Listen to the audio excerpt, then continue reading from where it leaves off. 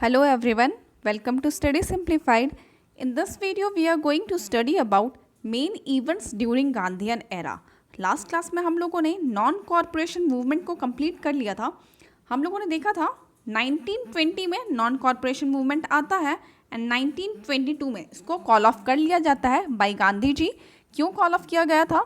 तो मैंने आपको बताया था चौरी चौरा का इंसिडेंट होता है 5 फरवरी 1922 को इन गोरखपुर डिस्ट्रिक्ट ऑफ यूपी, जिसमें क्या होता कि एक लोकल पुलिस स्टेशन जिसके अंदर 22 पुलिसमैन थे उनको आग लगा दिया जाता बाय एंग्री पीजेंट.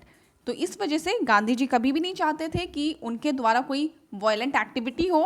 बट क्या देखने को मिला? चौरी चौरा इंसिडेंट देखने को मिला जिसमें गांधी जी ने नॉन कॉरपोरेशन मूवमेंट को कॉल ऑफ कर लिया. ठीक है.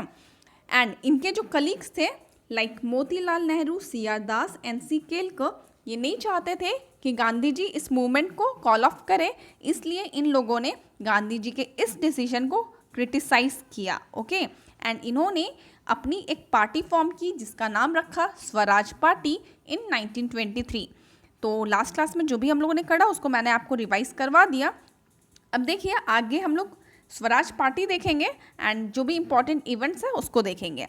तो स्वराज पार्टी कब फॉर्म हुई? 1923 में हुई. एंड क्यों हुई ये भी आपको रीज़न पता चल गया. ठीक है. अब याद रखिएगा आप 1923 इट इज़ वेरी इंपॉर्टेंट. कई बार ये क्वेश्चन पूछा जा चुका है. And Swaraj party was form by Motilal Nehru, CR Das, NC Kelkar, जिसमें कि सीआर दास जो है वो हेड थे. He was like president of this party. ठीक है. तो ही वॉज द हेड. अब देखो नॉन कॉरपोरेशन मूवमेंट में क्या होता था कि वहाँ पे जो भी गवर्नमेंट जॉब है, गवर्नमेंट सर्विसेज है, फॉरेन गुड्स है, उन सबको बॉयकॉट किया गया था. राइट. जो लाला लाजपत राय हैं उनके लीडरशिप में एजुकेशनल इंस्टीट्यूट को बॉयकॉट किया, जबकि मोतीलाल नेहरू, सीआर दास, ये लोग कुछ लॉयर्स थे जिन्होंने अपने प्रैक्टिसेस गिव अप कर दिए थे बॉयकॉट करने के लिए. ठीक है. तो वहाँ पे तो नॉन कॉरपोरेशन मूवमेंट हुआ. अब यहाँ पे स्वराज पार्टी में क्या हुआ? तो स्वराज पार्टी में जो सीआर दास हैं उन्होंने क्या किया? तो उन्होंने इनकरेज किया लोगों को टू एंटर लेजिस्लेटिव काउंसिल. ठीक है. एक बार लेजिस्लेटिव काउंसिल में एंटर करेंगे and then they will put moral pressure on authority, on government. क्यों? ताकि उनकी डिमांड को अथॉरिटी माने. एक बार पावर में आ जाएंगे तो अपनी बात अथॉरिटी के सामने रखेंगे, उसको प्रेशराइज करेंगे, तो अथॉरिटी को उनकी डिमांड जो सेल्फ गवर्नमेंट की है वो मानना पड़ेगा. ऐसा कौन सोच रहे थे? तो ऐसा सीआर दास सोच रहे थे. तो देखिएगा यहाँ पे encourage its members to enter into legislative council established under Montagu Chelmsford reform of 1919. ये मैं अभी आपको बताती हूँ क्या था.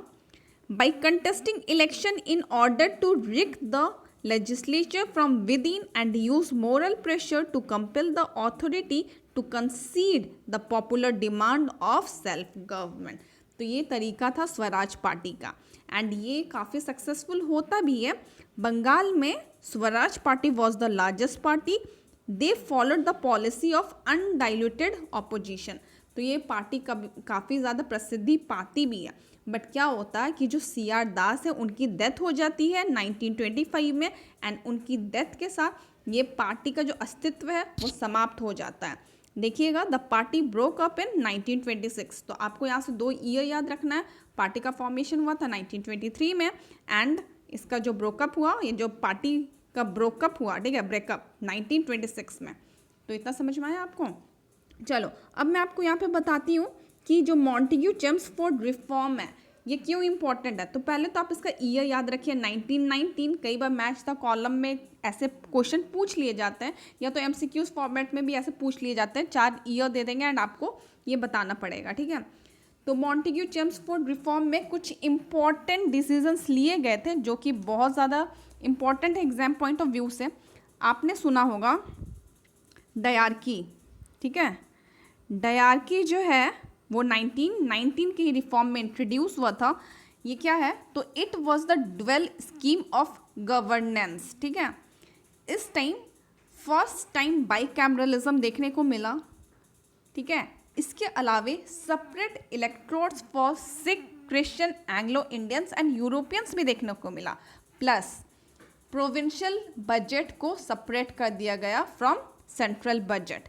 तो ये कुछ इंपॉर्टेंट पॉइंट्स हैं जो कि हम लोग को 1919 के रिफॉर्म में देखने को मिला। एंड इस टाइम जो वॉइसरॉय थे वो थे चेम्सफोर्ड, इसलिए इसका नाम पड़ा मॉन्टेग्यू चेम्सफोर्ड रिफॉर्म 1919। ठीक है, तो आपको इतना याद रहेगा। चलो, आई होप कि आप यहाँ पे समझ गए होंगे। अब नेक्स्ट आ जाता है साइमन कमीशन। अब ये जो साइमन कमीशन है ना, इसका भी कहीं ना कहीं जो स्टोरी है वो रिलेटेड है 1919 के जो रिफॉर्म था उससे। अब देखो, मैंने आपको बताया था कि 1919 के जो रिफॉर्म है उसमें डायरकी इंट्रोड्यूस हुआ था, राइट। तो उस डायरकी को रिव्यू करने के लिए एक कमेटी का गठन हुआ। ठीक है, तो एक कमेटी का अपॉइंटमेंट होता है जिसका काम रहता है to inquiry into the system after seeing its working after 10 years. ठीक है, जैसे डायरकी इंट्रोड्यूस हुआ 1919 में, अब 10 साल के बाद रिव्यू करके बताना है कि गवर्नमेंट कैसा वर्क कर रही है। तो ये काम था इस कमेटी का। अब ये जो कमेटी थी, इसके हेड जो थे उसका नाम था साइमन, इसलिए साइमन कमीशन के नाम से भी फेमस हुआ। तो आपको याद रखना, ये जो साइमन कमीशन है इसका गठन हुआ 1927 में। It is very important, exam में कई बार ये क्वेश्चन पूछा जा चुका है। The activities of Swaraj Party had inducted the British government to review the working of diarchy system introduced by Montagu Chelmsford reform and to send the report to what extent representative government could be introduced in India। ठीक है, तो आपको ये याद रखना, ये जो committee आई थी ये रिव्यू करने के लिए आई थी डायरकी, शॉर्ट में इसका मतलब यही हुआ। अब देखो, इसका मेन प्रॉब्लम क्या था, इस कमेटी में 7 मेंबर्स थे एंड सारे के सारे ब्रिटिशर्स थे, इसमें इंडियंस इन्वॉल्व नहीं थे। तो इस वजह से जो इंडियन लीडर थे दे बॉयकॉटेड दिस कमीशन, उन्होंने बॉयकॉट किया क्योंकि दे फेल्ट इंसल्टेड। ठीक है, अब देखो इंडिया में ही आ रहे हैं रिव्यू करने के लिए इंडिया की गवर्नमेंट को, है ना, एंड इंडिया के जो एक भी मेंबर्स को नहीं लिया गया, तो इस कारण दे फेल्ट इंसल्टेड एंड उन्होंने बॉयकॉट किया इस कमीशन को। यहाँ से आपको एक चीज़ याद रखना है, यहाँ पे जो लाला लाजपत राय हैं ये भी इस कमेटी को, इस कमीशन को बॉयकॉट कर रहे थे। तभी क्या होता है कि उनके तरफ से एक ऑफिशियल रहता है, पुलिस ऑफिशियल, जिसका नाम रहता है सॉन्डर्स, वो लाला लाजपत राय पे लाठी चार्ज करता है। लाला लाजपत राय के सर पे चोट लग जाता है एंड उनकी डेथ हो जाती है उस लाठी चार्ज के वजह से, जिसका बदला भगत सिंह लेते हैं सॉन्डर्स को मार के, सॉन्डर्स का मर्डर करके 1928 में। ठीक है, स्टोरी आपको समझ में आया। 1927 में ये कमीशन बना, साइमन कमीशन। ये इंडिया आते हैं 1928 में एंड जो इंडियंस हैं वो बेसिकली बॉयकॉट कर रहे थे इसको, क्योंकि इस कमेटी में, इस कमीशन में एक भी इंडियन मेंबर्स नहीं थे। लाला लाजपत राय को लाठी चार्ज में चोट लग जाता है। सॉन्डर्स वो पुलिस ऑफिशियल होता है जो लाला लाजपत राय के सर पे मारता है, एक जानबूझ के ही मारा गया था। ठीक है, तो लाला लाजपत राय का डेथ हो जाता है। भगत सिंह इसका बदला लेते हैं बाय किलिंग सॉन्डर्स इन दिसंबर 1928। तो ये बहुत इंपॉर्टेंट है, यहाँ से आप ये सब चीज़ याद रखिएगा जो मैंने आपको बोला अभी। तो ये एग्जाम्स में पूछा जाता है, इंपॉर्टेंट क्वेश्चन है। ठीक है, चलो अब नेक्स्ट आ जाता है नेहरू कमेटी रिपोर्ट। ये कब आया? 1928 में। तो इसमें क्या था कि मोतीलाल नेहरू ने कुछ अपने पॉइंट्स, अपने रिकमेंडेशंस रखे अथॉरिटी के पास, ठीक है, ब्रिटिशर्स के पास। तो पहले तो आप ये याद रखिएगा कि इस रिपोर्ट का नाम है नेहरू कमेटी रिपोर्ट, बट इस रिपोर्ट को बनाने में 2 पर्सन इन्वॉल्व थे, मोतीलाल नेहरू एंड तेज बहादुर सप्रू। तो आपको याद रखना है, कई बार क्वेश्चन आ चुका है ये कि तेज बहादुर सप्रू भी इसमें इन्वॉल्व थे, आपको इनका नाम याद रखना है। ठीक है, अब इसमें क्या था, तो the recommendations evoked a lively debate concerning the goal of India dominion status और कंप्लीट इंडिपेंडेंस। तो इसमें इंडिया को डोमिनियन स्टेटस और कंप्लीट इंडिपेंडेंस देने के लिए बात की गई थी। ठीक है, अब इसके रिस्पॉन्स में जिन्हा ने 14 पॉइंट्स ऑफ जिन्हा करके जारी किया अपना डिमांड। पहली बात, उन्होंने नेहरू रिपोर्ट को एक्सेप्ट नहीं किया। जिन्हा जो कि एक लीडर थे मुस्लिम लीग के, मुस्लिम लीग का फॉर्मेशन कब हुआ था आप लोग मेरे को बताइए? 1906। ठीक है, आप लोग रिवाइज कंटिन्यूसली करते रहिएगा, नहीं तो भूल जाएंगे जो भी पढ़े हैं, फिर कोई फ़ायदा नहीं होगा। तो देखिएगा 1906 में मुस्लिम लीग का फॉर्मेशन होता है जिसके लीडर थे जिन्हा, तो वो एक्सेप्ट नहीं करते हैं नेहरू रिपोर्ट एंड इन्होंने अपना खुद का डिमांड रख दिया जिसका नाम था 14 पॉइंट्स ऑफ जिन्हा। तो यहाँ से आपको बस इतना ही याद रखना है, ठीक है। चलो अब नेक्स्ट हम लोग आ जाते हैं लाहौर सेशन में।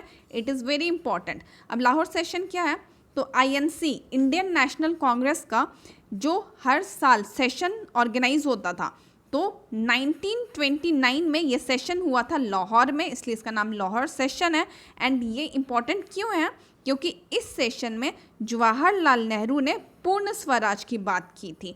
तो कई बार क्वेश्चन में आता है कि पूर्ण स्वराज का बात कब किया गया था, तो कब किया गया था, नेहरू याद रखिएगा आप लोग, जवाहरलाल नेहरू ने बोला था, कब बोला था, तो लाहौर के सेशन में। एक चीज़ यहाँ से एक और क्वेश्चन आता है कि ये जो सेशन हुआ था कहाँ पे हुआ था, एक प्लेस है रावी नदी के किनारे हुआ था। तो कई बार पूछा जाता है कि किस नदी के किनारे हुआ था, लाहौर में सेशन हुआ था रावी नदी के किनारे। तो आप याद रखिएगा, यहाँ पे गिवन नहीं है तो आप लोग नोट कर सकते हैं। एंड प्रेसिडेंट कौन थे, जवाहरलाल नेहरू थे, जिन्होंने डिक्लेयर किया था पूर्ण स्वराज के लिए। तो आपको ये चीज़ याद रखना है। यहाँ से एक चीज़ और याद रखिएगा, 31 दिसंबर 1929 को पहले बार ट्राई कलर फ्लैग को अनफ्लर्ड किया जाता है, प्लस 26 जनवरी को फिक्स किया जाता है as a independence day to be celebrated every year. तो यहाँ से भी क्वेश्चन निकल के आता है कि पहले बार ट्राई कलर फ्लैग कब होस्ट किया गया था, अनफ्लर्ड किया गया था। तो it was 31 December 1929 and independence day के लिए कब बात की गई थी, 26 जनवरी, ठीक है। एंड ये कहाँ से निकल के आया है, पूर्ण स्वराज से निकल के आया है। तो आपको ये समझ में आया होगा, इट इज़ वेरी इंपॉर्टेंट, कई बार एग्जाम में पूछा गया, तो आप लोग इसको ध्यान में रखिएगा। नेक्स्ट आ जाता है डांडी मार्च। तो डांडी मार्च तो सबको पता होगा, डांडी मार्च जो है वो किसने लॉन्च किया था, तो गांधी जी ने लॉन्च किया था। सिविल डिसोबीडियंस मूवमेंट जिसको बोलते हैं डांडी मार्च, या तो साल्ट सत्याग्रह भी बोला जाता है, 1930 में। ईयर आप लोग को याद रखना है, डांडी मार्च कब हुआ था, कब लॉन्च किया गया था, 1930 में, ठीक है। अब इसमें क्या था, Gandhi ji along with 78 followers, आप याद रखिएगा, टोटल नंबर ऑफ मेंबर्स 79 थे इंक्लूडिंग गांधी जी। तो कई बार क्वेश्चन में ऐसे भी पूछा जाता है कि डांडी मार्च में कितने सारे लोगों ने पार्टिसिपेट किया था। तो इसमें जो मार्च हुआ था उसमें गांधी जी के अलावे इनके 78 फॉलोवर्स थे, जिन्होंने मार्च स्टार्ट किया था फ्रॉम साबरमती आश्रम जो कि गुजरात में पड़ता है, 12 मार्च को 1930 में 12 मार्च को स्टार्ट किया। और कहाँ एंड किया, तो एक विलेज है डांडी, जगह का नाम है, इसलिए ये जो इंसिडेंट है उसका भी नाम डांडी मार्च पड़ा। तो एक विलेज है डांडी, वहाँ तक इन लोगों ने मार्च किया, ठीक है। एंड जो लास्ट इनका डेस्टिनेशन था डांडी, वहाँ पे ये लोग कब पहुँचे, अप्रैल 5। तो ये मार्च कितने दिन चला, ये मार्च चला आपका 12 मार्च से लेके 5 अप्रैल, टोटल 24 दिन, ठीक है। देखिए यहाँ पे दे रखा है, Gandhi covered distance of 240 miles in 24 days, ठीक है, 24 डेज में कवर किया गया। तो ये बहुत बार पूछा जाता है, आप तो ये डेट याद रखिएगा, प्लस कितने माइल्स कितने दिन में कवर किया गया था। ये छोटी छोटी जो इंसिडेंट है ना, ये भी पूछ लिया जाता है। तो इन्होंने मार्च किया था to break the salt law. On reaching the seashore on April 6 he broke the salt law by picking up salt from the seashore. By picking a handful of salt, Gandhi inaugurated the civil disobedience movement, ठीक है। तो आपको इतना याद रखना है, ये जो सॉल्ट लॉ था इसको ब्रेक करने के लिए गांधी जी ने ये मार्च किया था 12 मार्च से लेके 5 अप्रैल तक। एक्चुअली 6 अप्रैल आप लोग याद रखिएगा, 6 अप्रैल को ये जो सॉल्ट लॉ है इसको तोड़ा गया था। तो कुल मिला के 24 दिन यहाँ पे होते हैं, ठीक है। तो ये चीज़ आप याद रख सकते हैं। एंड इसमें एक क्वेश्चन और निकल के आता है कि ये जो डांडी मार्च हुआ था इसमें कौन पार्टिसिपेट की थी, विमेन टू पार्टिसिपेट। तो Sarojini Naidu was the women to participate in this with Gandhi ji. तो आप इनका नाम याद रख सकते हैं, क्वेश्चन में पूछा जाता है, ठीक है। तो इस तरीके से डांडी मार्च हम लोगों ने देखा। अब इसमें क्या था कि it was followed by another round of boycott of foreign goods, यहाँ पे भी बॉयकॉट किया गया। And it took the shape of nationwide civil disobedience movement, ठीक है। पूरे देश भर में ये फैल गया ठीक है, बहुत ज़्यादा फैला, in which ladies also participated. अब देखो, soon there after repressive measures such as mass arrest, lathi charge, police firing etcetera took place and करीब 1 lakh people went in jail. तो ये बहुत बड़ा इंसिडेंट था। एक्चुअली देखो, ये स्टार्ट तो हुआ था गांधी जी एंड उनके 78 फॉलोअर्स से, बट ये इतना ज़्यादा स्प्रेड किया इन होल इंडिया कि लोगों ने बॉयकॉट किया। इसके वजह में, इसके चलते जो ब्रिटिशर्स थे उन्होंने अपोजिशन में क्या किया, अरेस्ट किया, लाठीचार्ज किया, फायरिंग किया। कुल मिला के देखिए 1 लाख लोग पीपल जेल भी गए थे, ऐसा दे रखा है। तो आपको याद रखना है कि ये दांडी मार्च में ओवरऑल हुआ क्या था, ठीक है। और नेक्स्ट आ जाता है फिर the first round table conference. तो इसको हम लोग नेक्स्ट क्लास में करेंगे। तो जितना कुछ भी आज हम लोगों ने पढ़ा, आई होप कि आपको सब समझ में आया होगा। अगर कोई डाउट होगा तो आप कमेंट बॉक्स में पूछ सकते हैं। That's all in this video. Thanks for watching.